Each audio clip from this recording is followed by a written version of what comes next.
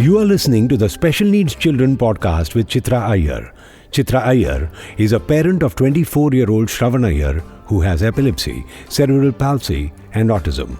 She is the CEO of MFA and has been helping families with life-centered planning to reach their personal financial goals. She is also a trustee of a parent support group, the Forum for Autism, which was set up almost 2 decades ago.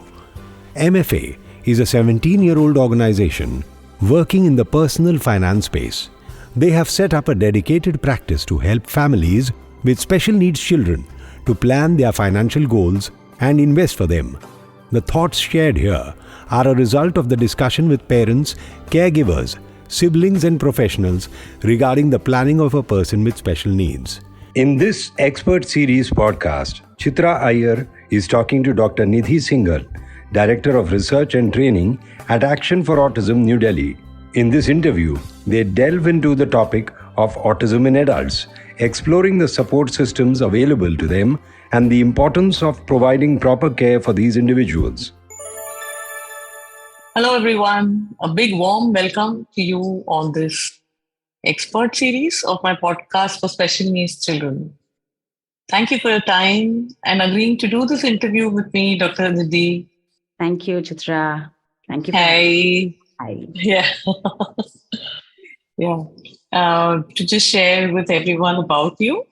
Dr. Nidhi Singhal is the Director, Research and Training at Action for Autism, New Delhi.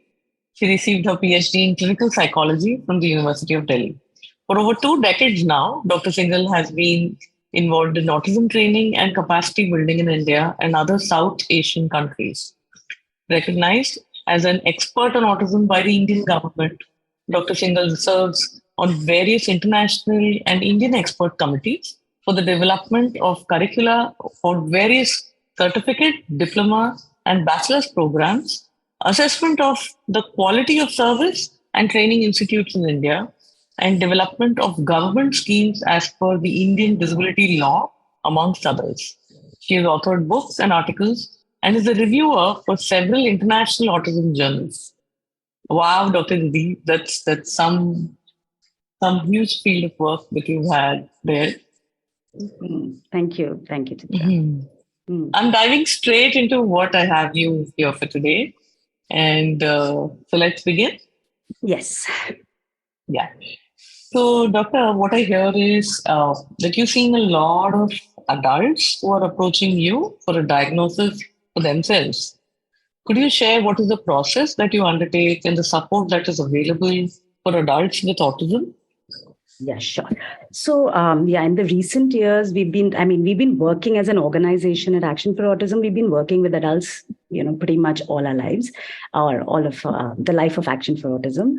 But in recent years, there are a lot of adults who are referring themselves, who are coming themselves to seek a diagnosis of autism. And very often they are parents or they're family members of somebody who has autism themselves. But it's not just exclusive to them. So I find a lot of youngsters, people in their 20s and 30s. The oldest one, I think, is about 75 years old. So people who have come in saying that I felt weird, I felt different. People have called me odd. People have felt, I've stood out in any of these social groups. I've lived my life like that. I don't know what happens. I don't know why people get it so easily, but I don't seem to get it. People who are very verbal sometimes, people who are graduates from IITs and IIMs, people who are lawyers, people who are doctors, medical doctors, people who are professors in universities. So people like that who are just coming out and finally saying that I want to explore my neurodiversity, or I think there's something with me and I want to understand what makes me, or make sense of their experiences through their lives. So we see a lot of youngsters like that. And typically what we do is we ask them to fill in a couple of questionnaires. Sometimes they've already been through, they've done a lot of online research. They filled in some questionnaires. Nevertheless, we ask them to fill in some questionnaires and then we plan for lots and lots of interactive sessions. So this is the time when we go and deep dive into different aspects of their lives. We talk about, their school experiences, college, if they're working, then work relationships, their relationships within their family, with their partner, if there is a partner. And we talk about different aspects of their lives sometimes, and it's very helpful sometimes to bring in other people from their lives. So sometimes people bring in their parents. Sometimes people don't want to bring in their parents. Sometimes they want to bring in a friend, an aunt, or a relative, or I know this one time, this person got a mentor, a teacher that, who seems to get her. So different people bring in a lot of other people to bring in their perspectives. And it takes multiple interactions. So we plan for about 4 to 5 sessions, but sometimes it takes about 8 to 10 sessions. Also, sometimes more, sometimes less. And that's the process. And then the process for us specifically does not end with just giving a diagnosis, but it is to connect them to the autism community, because we have a very vibrant, very active, very, alive community of autistic individuals today in India. So connecting them so that they're a part of a community, for them to figure out, what do I do next? And there is a lot of support oftentimes some people need after the diagnosis is over. So we kind of continue to connect them within the community and make sure there is a space for them to be able to talk about and figure out their diagnosis and the journey forward. Yeah. That's lovely. So we are indeed living in very interesting times, and thankfully we're here where people are willing to at least accept and go ahead with figuring out if, they do fit. Where do they fit in this whole neurodiverse space, right? Correct, yeah. And I think there is in fact, I find that during the lockdown, it suddenly kind of came up. Yeah, I mean, it's like really a lot of people are finally embracing and want to understand, make sense of their experiences, like I said. And one of the reasons for that is because, we've been able to, thanks to, if there was any good that came out of COVID, it was our online, the interventions that came through.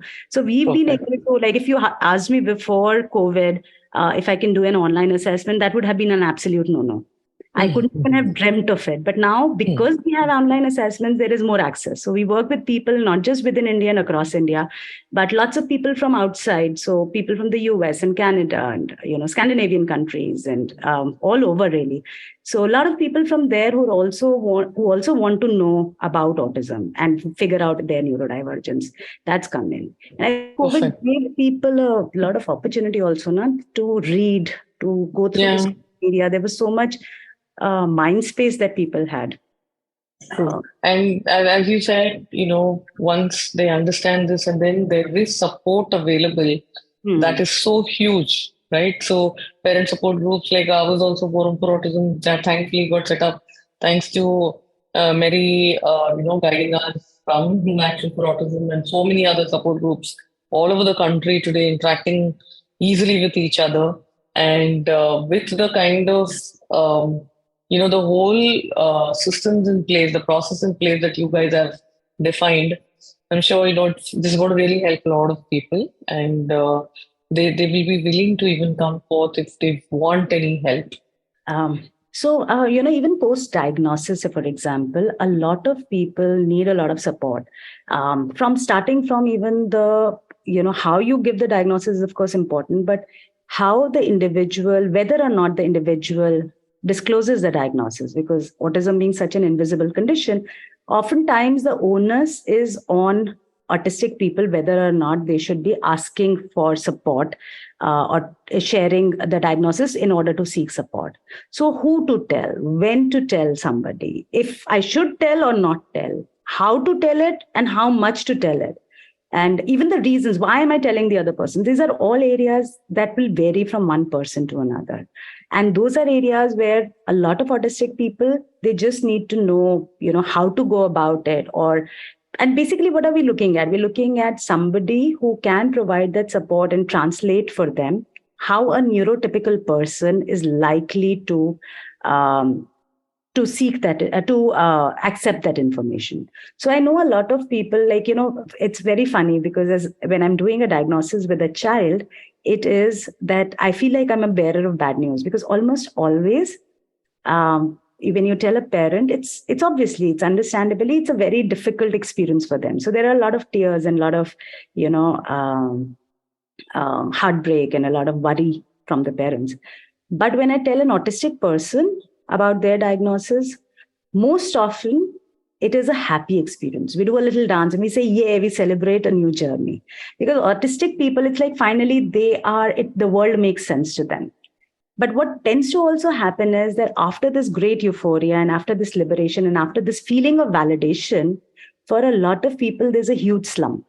And it is a huge, deep depression, because suddenly there is no support. I know what is going on with me. I feel validated, but the world around me continues to be the same.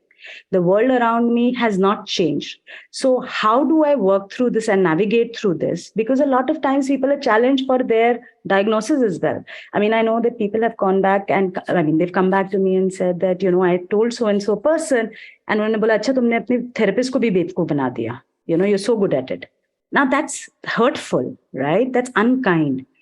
So even though they have a diagnosis, whether it's a self-diagnosed thing, whether it's by a professional, for a lot of people that the validation from the external world is still not coming. And they need that support. They need that work to be able to cross over that barrier. But in addition to that, not just to process the diagnosis, but also to access the information. Because maybe in India, or not just India actually, if you see a lot of literature that is there, it's a very deficit-based literature. They can't do this. He can't do that. This is going to be the challenge, right? There are a lot of literature is very child-centric. Kids with autism, kids who have difficulties, intervention strategies for children.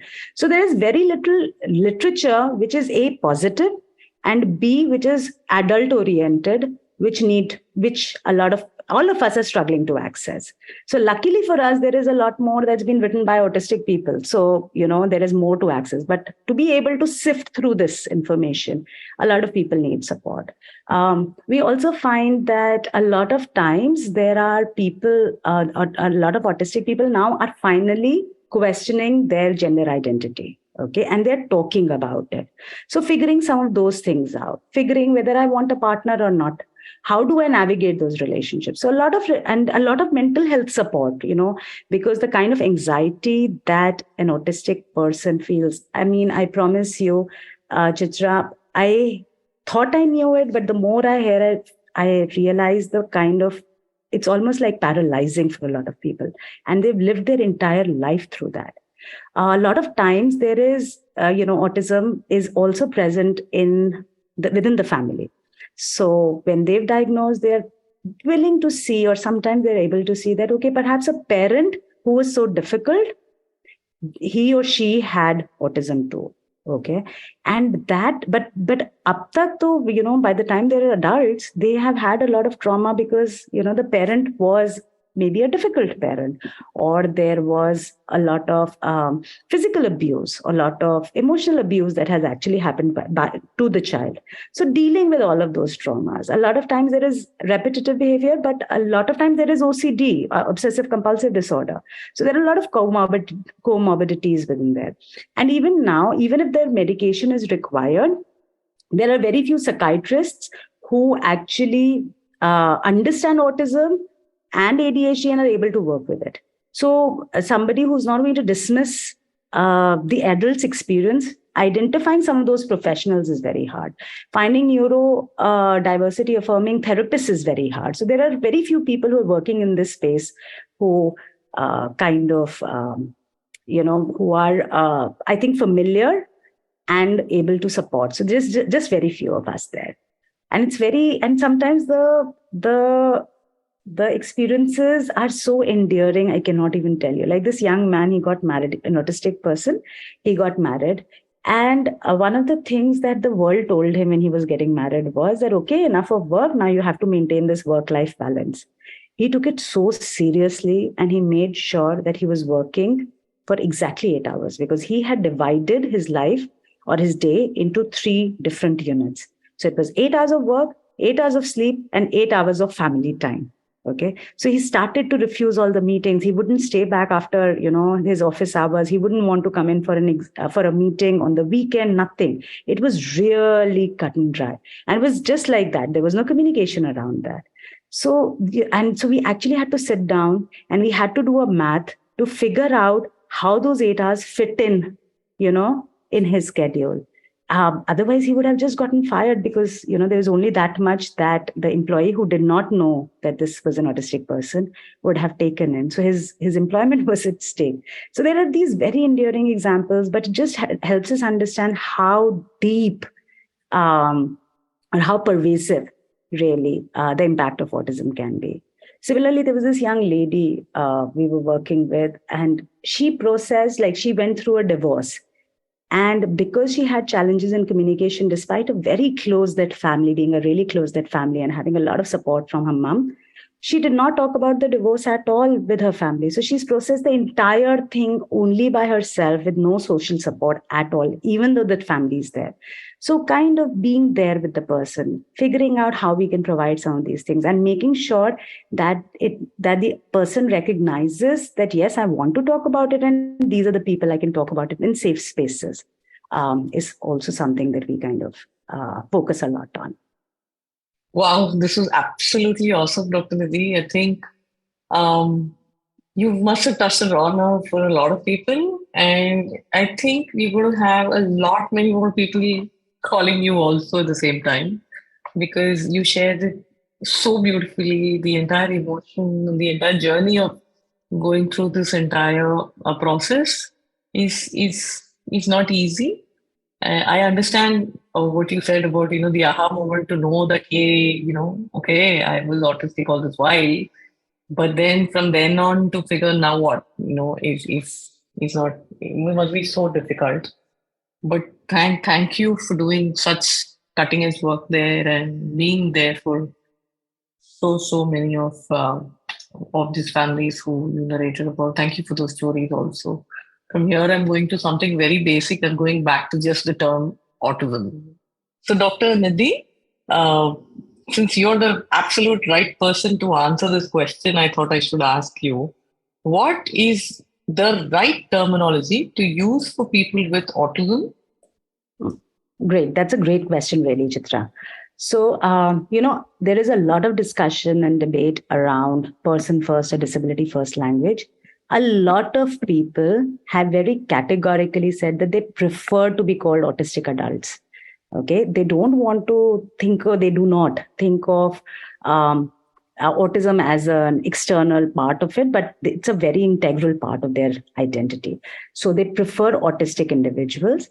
Having said that, I've equally come across people who do not want to use the term. They prefer to use the term individual with autism or person with autism because they feel there is more to their life and more to their identity than autism.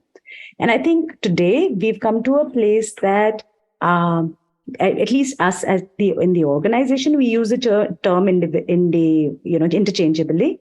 And it really stems from what the person wants. So it's like, Chitra, when I talk to you, I might say Chitra, I might say Mrs. Iyer, I might say something else. And it would depend on what you would like, right? A lot of people call me Nidhi and I'm fine with that. And a lot of places I'm called Dr. Singhal and that's all right with me. But I decide that.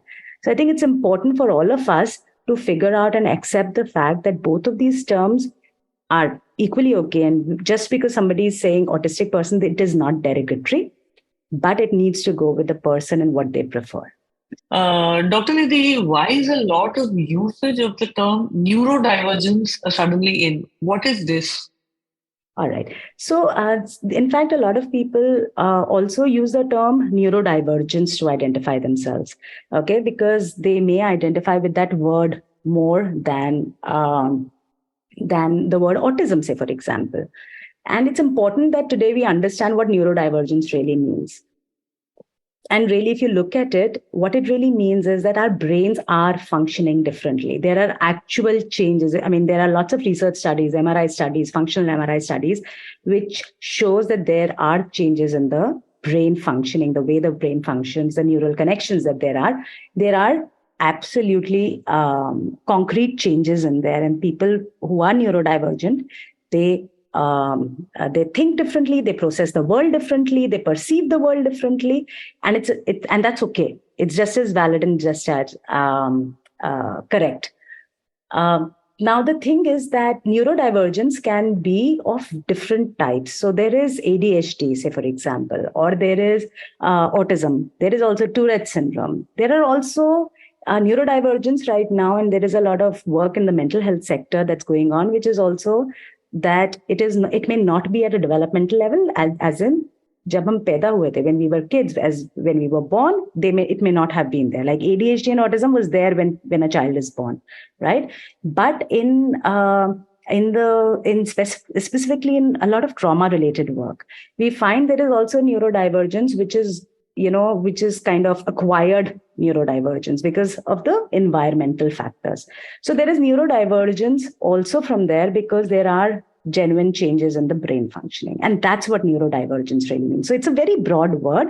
And some people find it useful to use that word because a lot of times autism and ADHD, there are a lot of overlaps. And that's why people relate more to the term of neurodivergence rather than being called either autistic or autistic and ADHD or anything like that. So I'm moving on to the next step where, you've been involved in a lot of research, right? With various organizations, right from AIMS, UCLA, MIT, and the University of Reading over the years. Mm-hmm. So what are the trends that you've been observing both in India and internationally? Could you please share with us? Right. So, see, in terms of global trends, in India, I think the situation is a lot better in terms of the topics of at least research that we are choosing. But internationally, I find a significant bulk of research activities that are going on are focused on genetic research to figure out how to cure autism, identify autism early, and fix it.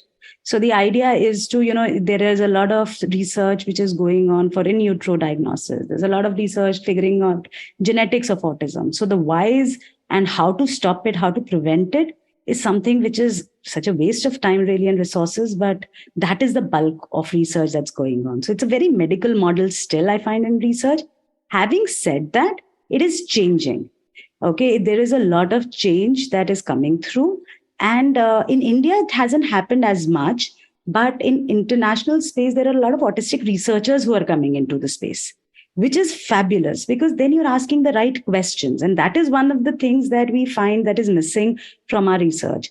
Like one is that I find that the rigor that is required for research, that is, I don't think we get in our system currently, we don't get that kind of training and the rigor to be able to do a good research, to ask the right questions.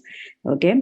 But the fact that autistic people are not, or their family members sometimes are not there at the time of conceptualizing the research project or at the time of figuring out the questionnaires that need to be asked, that I think is such a big limiting factor because we just simply don't ask a lot of right questions. A lot of times, I can't even tell you the number of researchers I've been a part of in terms of to improve an app, say, for example. We are trying to do a lot of innovative work. We're trying to develop a lot of gadgets, but we're not stopping to think and ask, is that and how is that relevant to the real life of an autistic person or their family members? Right. I think that is where it makes it really nice because I wear a double hat in that respect, as a clinician and somebody who's really working at the ground level with a lot of autistic people, helps you ask the right questions and helps you be a better informed researcher so that you can move out from a, very sterile lab-based sort of researchers and instead move on to, things which are really applicable, with things which really matter. So that's so nice. Yeah. Yeah, one of the first things that actually we did in our research was to translate and wrap the tools that are available for research. Okay, because if they're not available in Indian languages or if they're not written in ways that Indian culture embraces, then that makes it very, very limiting, right? We're not going to be able to get support for it. So we did a lot of work on that.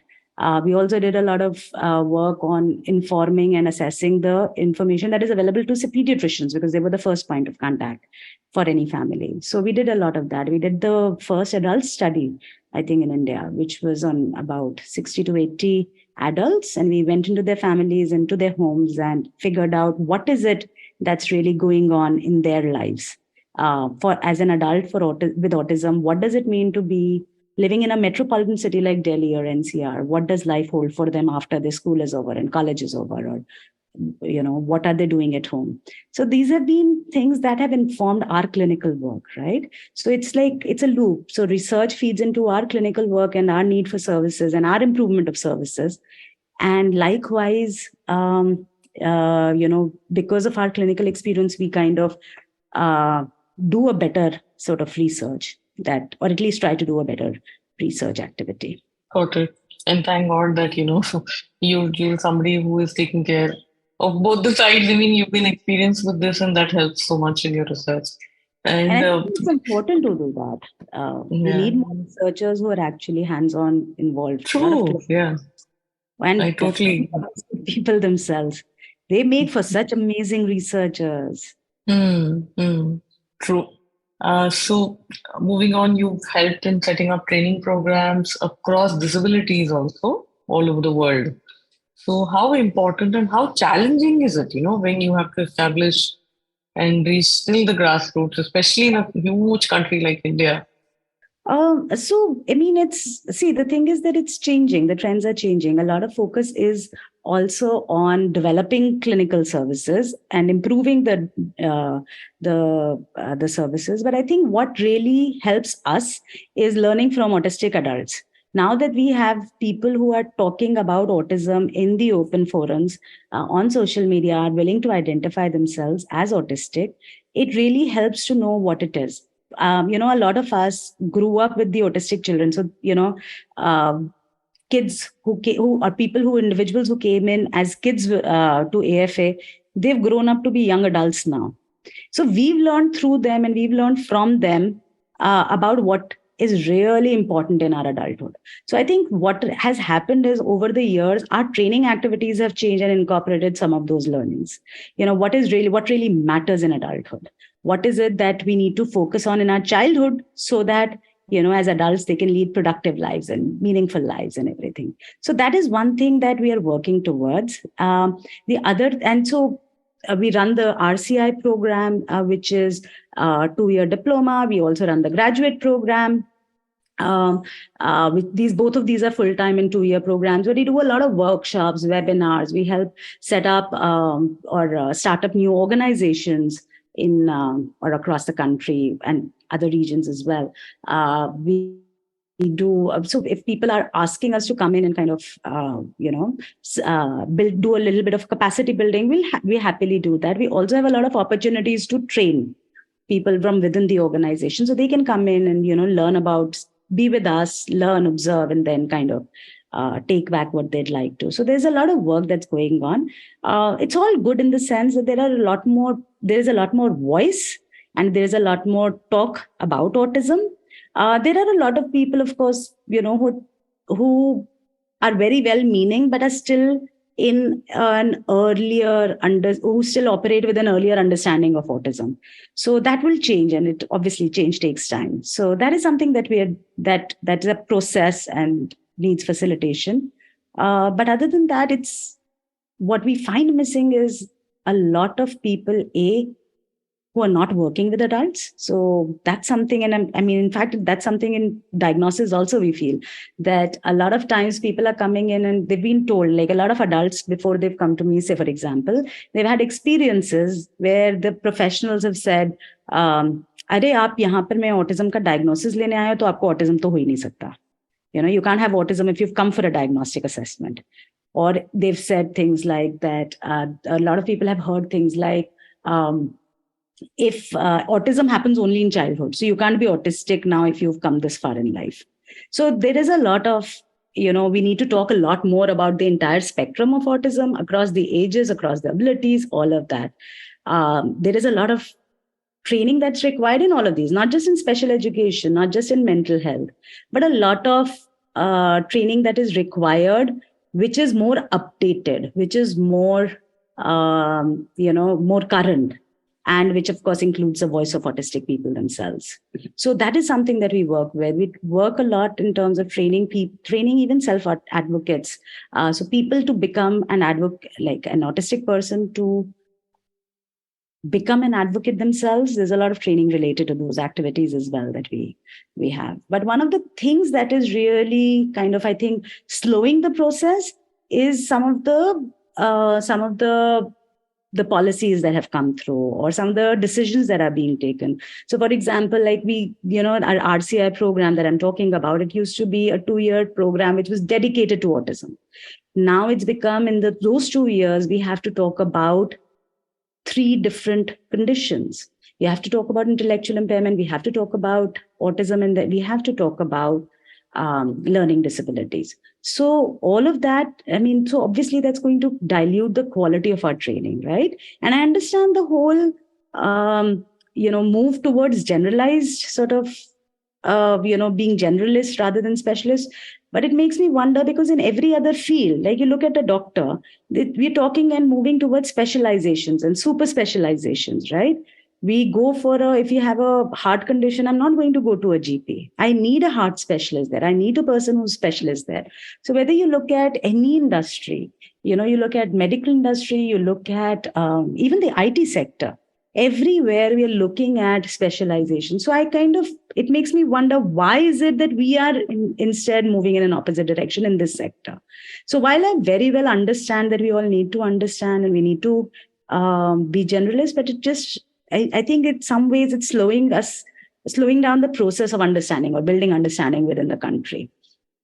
So that's something, and we do what we can do as part of committees to kind of build upon the curriculum. We think about changing the language. Like, a lot of things are still very child oriented. The language hasn't gone into individuals or adults or people.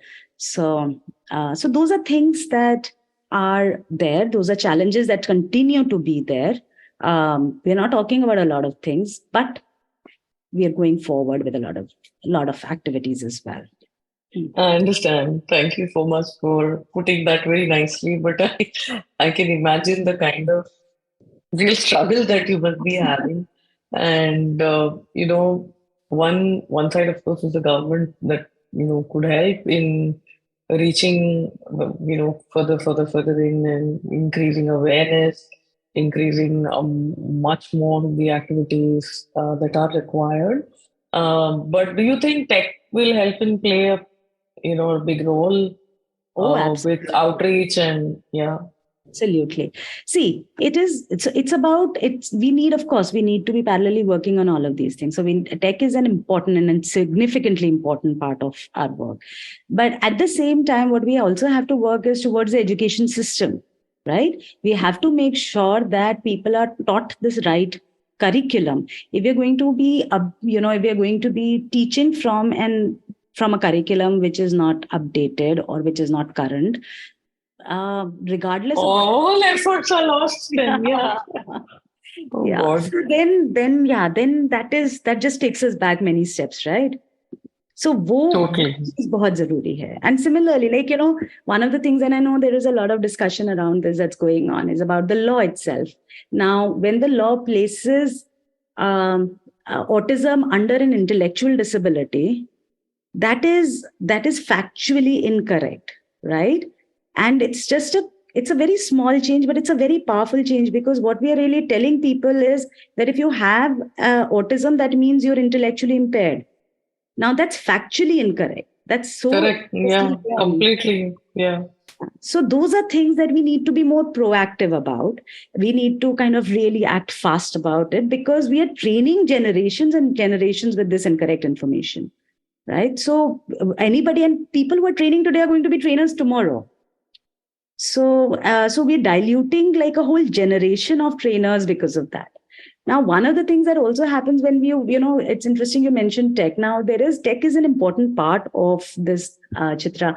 But having said that, in a sector like autism or any kind of condition, when we're interacting with people, there is nothing better than experiencing with the person or being there in the present with the person. I can't learn about autism unless I've met people with autism. I can't learn about the challenges or I can't be a friend to them if I'm not in the same space with them, if I don't do fun things with them. So technology has a huge role, as far as I'm concerned, huge role. But let's not forget the power of human connections as well. Absolutely. And that too, as you rightly said, who are trained right. Yeah. Right. Because those are the people who are going to actually reach out to all of those individuals, so many millions of them across, to be able to help them out. Right. Right. So I'm coming to my last question, Dr. Nidhi. Over these years, you've seen so many changes, obviously, in terms of services available across our country. Right. So, what would you say are three key things that you would like to see changing for people with disabilities in India? Three changes. See, the power of mindset, of course, we know is super powerful, right? We know how powerful that is. I think if we have this just one change where I think it will just cascade into several changes. And I think that time has come to make way for autistic people, for them to actually take the forum, be on the platform, and talk about their experiences, and for the rest of the world to actually listen to what's really going on. We've made enough assumptions, we've made enough educated guesses sometimes, and sometimes they're right, sometimes they may not be right, but there are people who are talking about it. We need to open our minds and we need to be willing to listen. And these are people, now we meet people who are in every sector. These are people who are heading, multinationals. They are on the board of directors. They are CEOs of companies. Now, if they can run a company, they very well can also tell you about their own personal experiences. Right. So we need to be open to this whole idea. And I know that very often, even though people know that we all work with adults, with autistic adults, a lot of times there's so much of resistance to including them in any of the, policy meetings or expert committees, say, for example, or anything, because another typical thing is that बच्चा बड़ा मुश्किल हो जाएगा उनके साथ, कहाँ तक समझाते रहेंगे, बहुत सारी मुश्किलें आती हैं. And that's a typical response, is so much of resistance. अच्छा, वो कर सकते हैं क्या? अब वो उनको अगर ऑटिस्टिक इंसान को हम ऐसे कैसे एजुकेटर बना दें कि वो जाकर के स्पेशल एजुकेटर बन के वो क्या सिखाएंगे? So there is a lot of resistance that's coming in from people. And it still comes from, no, but that is there in experience. And I'm not saying that everybody is a good advocate, right? Some of us are better at it than others, but it's a skill that we need to build. And we need to make way and create a system where this is a part of, and whether we call it intervention, whether we call it daily life, that it becomes a part of it from as a child, the way we teach any child to be able to stand up and tell the world what I want and what I do not want. It's about time that we make way for autistic people as well to be able to do that. So, they need to be a part of all the policies. They need to be part of education system, and not just to be a bystander or listen or as a passive recipient, but as an involved person. So, if there are discussions related to mental health, nobody better can talk about it other than the person who's experiencing it. So likewise in research or any other aspects. And I think when we have that representation, I think things will change automatically. And I think that time is just right. I think we are all very lucky to be witnessing this change. It's such a beautiful time to be really in, and such a privilege, because in 2015, Chitra, at Action for Autism, we had organized this conference. And at that time, we had invited self-advocates from pretty much like all the continents, really. There were people from America and Europe and, Australia, self-advocates who came in and shared their experiences. There was nobody from India who could do that adequately. I can no longer say that. Okay, there are lots of people who will be open to and will be willing to talk about it. Yeah. And it just changes things, I think. So I think that would be the one change that I think can take care of everything. So beautifully said. So well said. Thank you so much. I think this is really very important, and the way you shared is going to make a lot of difference to a whole lot of people who are listening in.